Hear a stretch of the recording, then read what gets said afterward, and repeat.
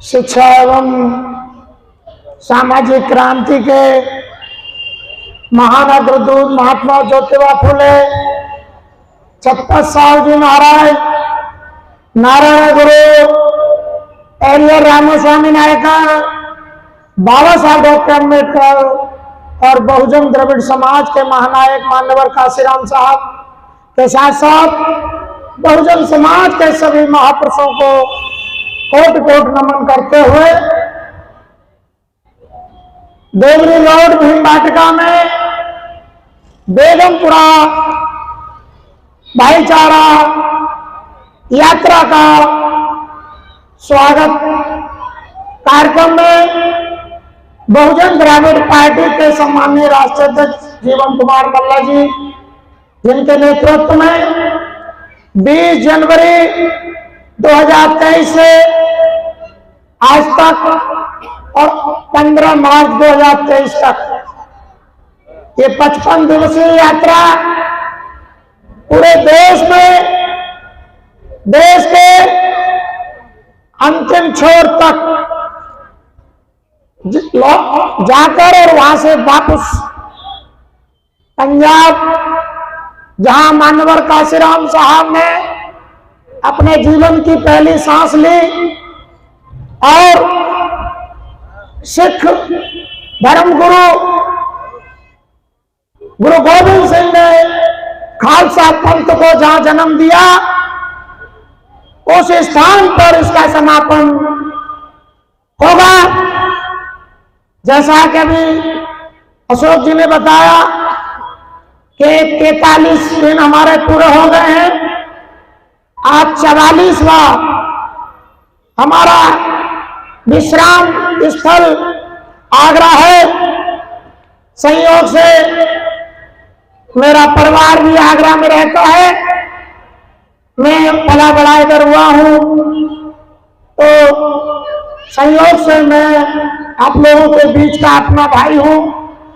लेकिन मैं 43 दिन जहां कार्यक्रमों में रहा, जिन जिन स्थानों पर रात्रि विश्राम किया, वो मेरे बहुजन द्रविड़ समाज के मेरे अपने भाई थे। उन लोगों ने हम लोगों को खाना, लेटने की व्यवस्था, मान सम्मान दिया और हमारे बहुजन महापुरुषों का जो संदेश लेकर हम लोग चले, उस संदेश को हमसे सुना और हमसे कहा, जो काम आप कर रहे हैं इसकी इस देश को जो आवश्यकता है, इसके अलावा दूसरा कोई रास्ता नहीं है कि जिसके आधार पर मान्यवर कांशीराम जी का और मान्यवर कांशीराम साहब से लेकर के तथागत मानव बुद्ध तक का जो मानवतावादी रास्ता है, महान संत गुरु रविदास जी का बेगमपुरा भारत बनाने का जो सपना है, इसके अलावा पूरा होने का कोई दूसरा रास्ता नहीं। साथियों, संयोग से मैं आगरा का हूं, आप और इस पार्टी का मैं लीडर हूं, राष्ट्रीय महासचिव हूं। इस लिहाज से मैंने आपका स्वागत मंच से स्वीकार किया है। अन्यथा इस मंच पर जितने साथी, कोई तमिलनाडु से आया है, कोई केरल से आया है, कोई दिल्ली से आया है, कोई मध्य प्रदेश से आया है, कोई पंजाब से आया है, इनका स्वागत करने की जिम्मेदारी आपके साथ साथ दिनेश गौतम की भी है। और इस यात्रा में जो भी आगरा का साथी शामिल है, उन सब की तरफ से इस मंच पर बैठे हुए पूरे देश के जो सम्मानित साथी हैं, उनका स्वागत सबकी जिम्मेदारी है और सबके साथ साथ दिनेश गौतम की जिम्मेदारी है। तो मैं आप सबकी तरफ से, आगरा जनपद वासियों की तरफ से, समस्त बहुजन द्रविड़ समाज की तरफ से इस मंच पर विराजमान पूरे देश के बहुजन द्रविड़ समाज के जो भाई बहन आए हैं, उनका हृदय की अंतर्मन की गति से मैं आप सबका अभिनंदन करता हूं।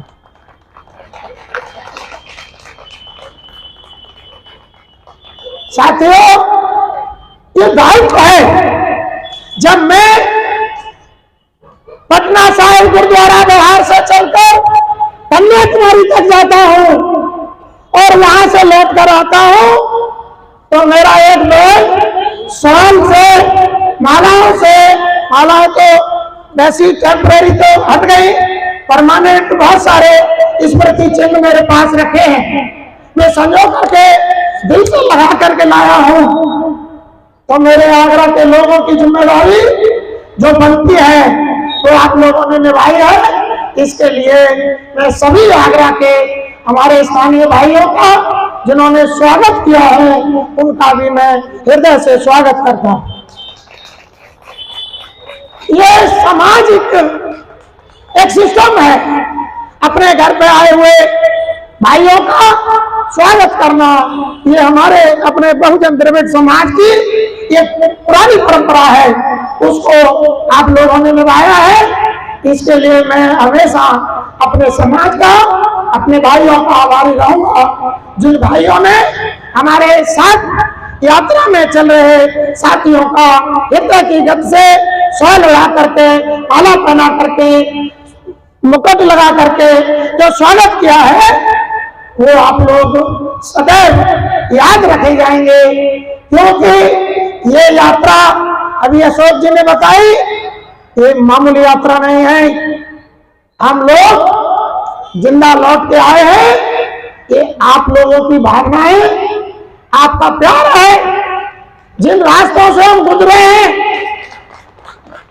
जिन मोड़ से हम मुड़े हैं, वो बहुत खतरनाक मोड़ है। जिन रास्तों से गुजरे हैं, वो बहुत खतरनाक रास्ते हैं। आपकी भावनाएं हमारे साथ सदैव रही हैं, इसलिए हम यहाँ आए हैं। बैठे ऐसी यात्राओं को करने में कभी कभी जान भी चली जाती है, बहुत बड़े बड़े नुकसान हो जाते हैं। इस यात्रा में हमारी एक कार रात में 11 बजे एक्सीडेंट हो गई, उसमें 5 लोग बैठे थे। संयोग से हमारी कार टूट गई, लेकिन पांचों के पांचों लोग सुरक्षित हैं। उनमें 4 लोग अभी मंच पर बैठे हैं।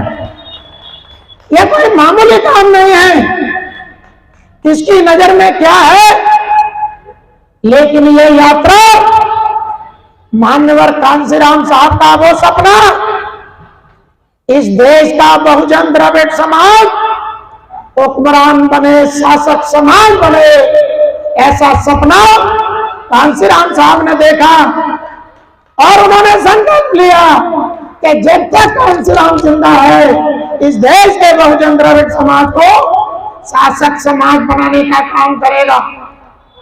अब कांसीराम साहब नहीं है तो उस अधूरे काम को कौन करेगा, इस संकल्प को कौन लेगा। ये जिम्मेदारी आपकी और मेरी और इस मंच की। दिनेश गौतम ने संकल्प लिया है, जो भी व्यक्ति कांसीराम साहब के सपने को साकार करने के लिए आगे आएगा, जैसा कि जीवन मल्ला जी आगे आए हैं।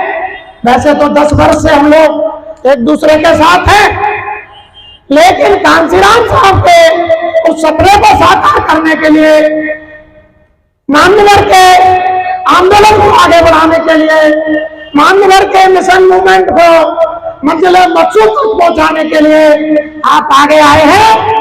दिनेश गौतम अपनी जीवन की कुर्बानी देने के लिए आपके साथ। जब तक दिनेश गौतम जिंदा है, MP, MLA, मंत्री, मुख्यमंत्री, प्रधानमंत्री, राष्ट्रपति की कुर्सी कोई मायने नहीं है। संकल्प पूरा करना ये दिनेश गौतम की जिम्मेदारी है, क्योंकि मैंने 17 वर्ष की उम्र से कांसीराम साहब का पल्लू पकड़ा अब काशीराम साहब इस दुनिया में नहीं है, लेकिन उनका विचार, उनका संकल्प, उनका मिशन, उनका रास्ता हमारे आपके बीच में है। तो हम लोग अपनी जिम्मेदारी निभा रहे हैं। मैं कोई एहसान नहीं कर रहा हूं जीवन मल्ला जी पर। अगर जीवन मल्ला जी उस जिम्मेदारी को निभाने के लिए आगे आए हैं तो हम आपके साथ हैं। मैंने खुले मन से आगरा से भी कहा है, मान्यवर काशीराम साहब का बनाया हुआ राजनीतिक दल आज मनुवादियों के चरणों में चरणागत है, शरणागत है, और उनकी दल की तथाकथित उत्तराधिकारी मनुवादियों के चरणों में है और मनुवादी सत्ता के चरणों में है। अगर कुशल नेतृत्व अगर उस दल में आता है तो दिनेश गौतम का पहली पार्टी बहुजन समाज पार्टी है। अगर बहुजन समाज पार्टी की तथाकथित उत्तराधिकारी ब्राह्मण महत के चरणों में, मनुवादी पार्टियों के चरणों में, सत्ता के चरणों में है तो दिनेश गौतम ऐसे लीडर को एक सेकंड भी बर्दाश्त नहीं करे। दिनेश गौतम विचारधारा के साथ है, कांशीराम साहब के संकल्प के लिए कुर्बानी देने के लिए साथ है। तो मैं और मेरे जैसे करोड़ों लोग इस देश के अंदर हैं जिन्होंने कांशीराम साहब के मिशन मूवमेंट के लिए अपने परिवारों की कुर्बानियां दी है।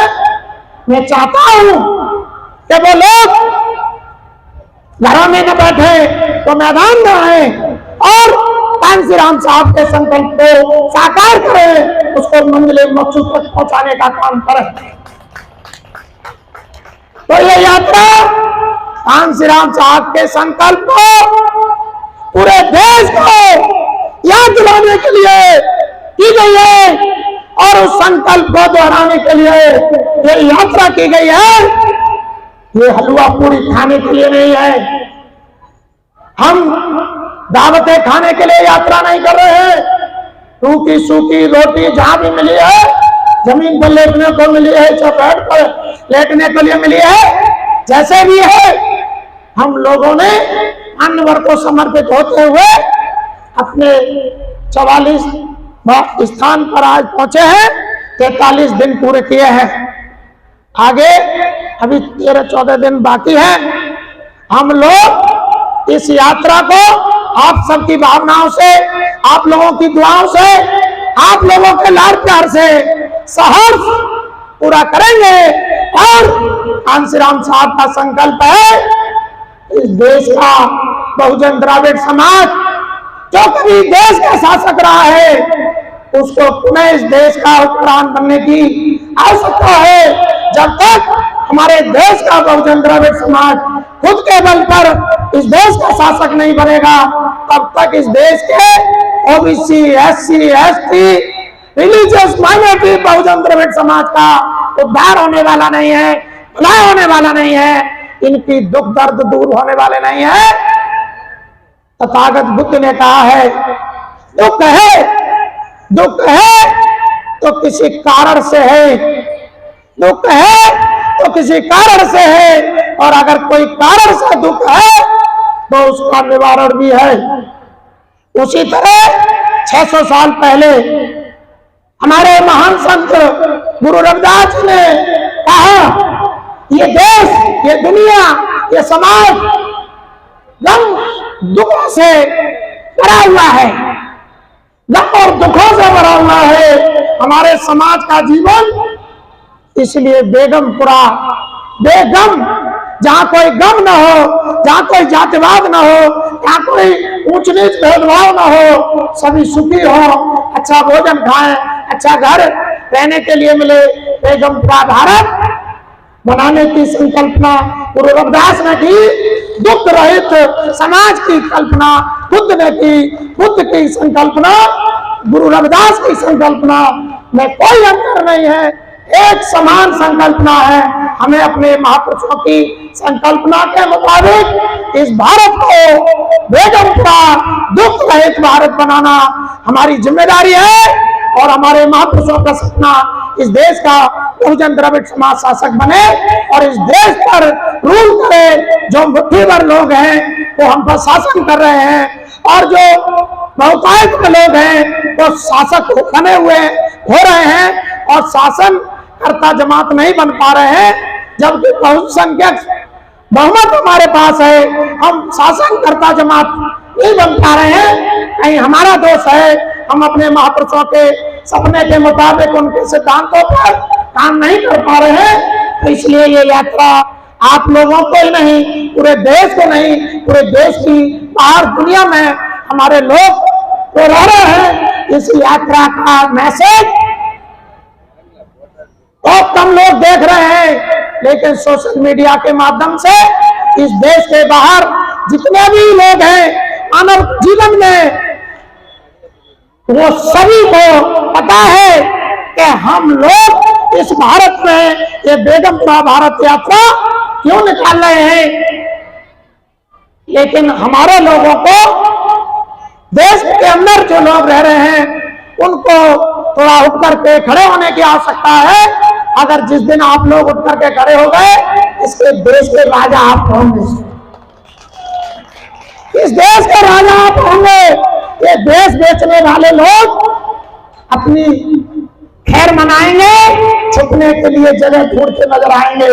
ऐसा मेरा भरोसा है, हमारी इस मंच का भरोसा है कि आप लोग खड़े हो जाइए और इस देश को बेचने वाले लोगों को औकात बताइए और इस देश पर राज करिए, हुक्मरान समाज बनिए, अपने महापुरुषों का सपना साकार करिए। इन्हीं शब्दों के साथ मैं अपने विचार समाप्त करता हूँ और मैं आप लोगों का जिन्होंने स्वागत किया है उनका स्वागत करता हूँ। तो इस यात्रा में चल रहे हैं या इस यात्रा को थोड़े समय के लिए ब्रेक कर गए हैं, उन्हीं सभी यात्रियों का इस मंच के माध्यम से आगरा के धरती से स्वागत करता हूँ, अभिनंदन करता हूँ। इन्हीं शब्दों के साथ जय भीम, जय भारत, जय पेरियर, जय कांशीराम, जय बेगमपुरा भारत, जय बहुजन द्रविड़ समाज।